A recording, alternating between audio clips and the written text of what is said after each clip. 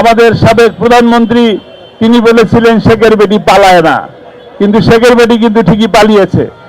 আল্লামা সাঈদী বলেছেন, যারা আমাকে রাজাকার বলে তারা অবৈধ পিতার অবৈধ সন্তান।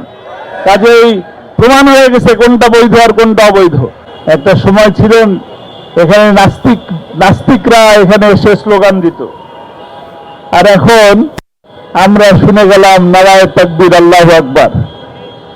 নারায়ে তাকবীর আল্লাহু আকবার সারা বাংলাদেশে উঠবে। যারা নারায়ে তাকবীর আল্লাহু আকবারের বিরুদ্ধে যায় তারা বেশি সময়ের জন্য এই দেশের মাটিতে থাকতে পারে না।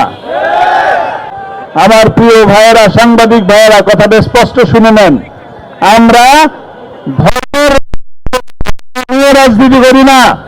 আমাদের সময় আসলে মাথায় আমরা মাইনরিটি বলি না, আমরা খ্রিস্টানকে মাইনরিটি বলি না, আমরা হিন্দুকে মাইনরিটি বলি না।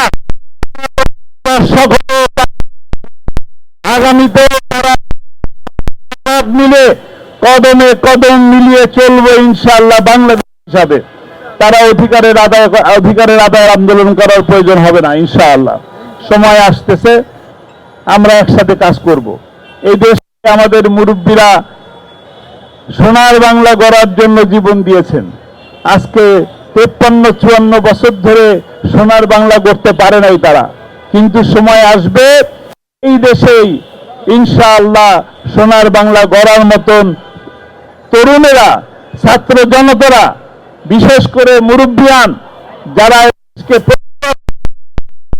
এগিয়ে আসছে, আর যারা স্বাধীনতার সপক্ষ শক্তির কথা বলতো আর রাজাকারের তকমা লাগাতো, তারা বাংলাদেশে থাকতে পারে নাই, থাকতে পারবে ওরা, থাকার কোনো সুযোগ নাই। আপনাদের মনে আছে আল্লামা সাঈদী বক্তব্যে বলেছিলেন, আমাদেরকে বলো মৌলবাদী, আমরা মূলবাদী। মূলবাদী কারা? যারা কোরআনের সাথে থাকে, ইসলামের সাথে থাকে, যারা দেশের সপক্ষে থাকে, তারাই মূলবাদী। আর তিনি বলেছিলেন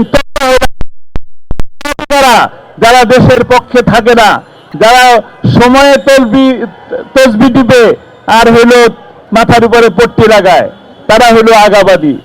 বাংলাদেশে বেশি বাড়াবাড়ি করবা না। যদি বেশি বাড়াবাড়ি করো 12 কোটি মুসলমান গোড়া ধরে ঢাকা মারবে। যাবে কোথায়? যাবে কোথায়? দেশে কোথায়? সাঈদীকে বলা হয়েছিল রাজাকার। তিনি বলেছিলেন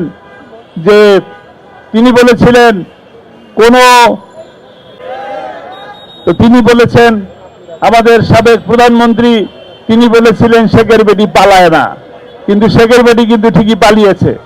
প্রমাণ করেছেন আল্লামা সাঈদী বলেছেন, যারা আমাকে রাজাকার বলে তারা অবৈধ পিতার অবৈধ সন্তান। কাজেই প্রমাণ হয়ে গেছে কোনটা বৈধ আর কোনটা অবৈধ।